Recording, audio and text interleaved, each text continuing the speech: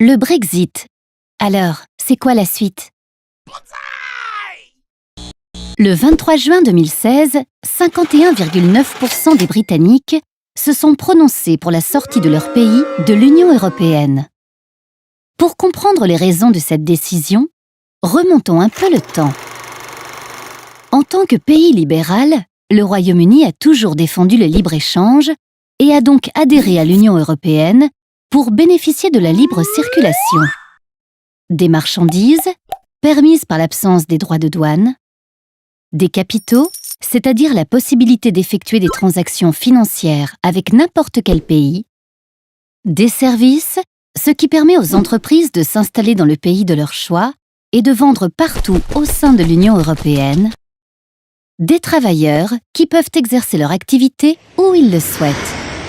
Le Royaume-Uni a d'ailleurs accueilli un grand nombre de travailleurs étrangers à partir de 2004, lorsque certains pays de l'Est ont intégré l'Union européenne. En effet, c'est l'un des rares pays qui n'a pas mis en place de quotas temporaires à l'accueil des travailleurs en provenance de ces pays. De plus, être membre de l'Union européenne implique de respecter une législation commune. Or, le Royaume-Uni est resté très attaché au concept d'État souverain.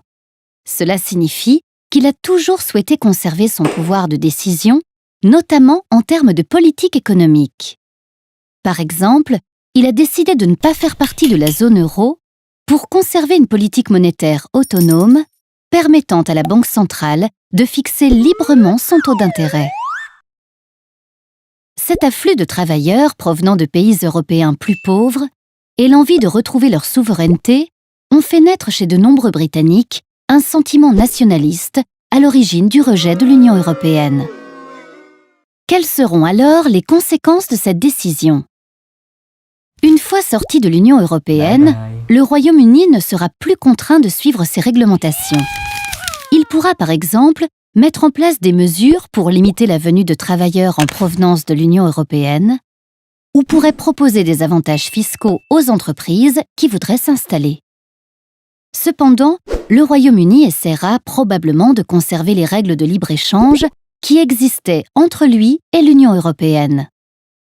En effet, près de 50% des exportations du Royaume-Uni vont vers l'Union européenne et 15% des exportations de l'Union européenne vont vers le Royaume-Uni.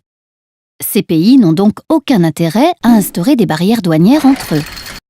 Aujourd'hui, rien n'est encore décidé.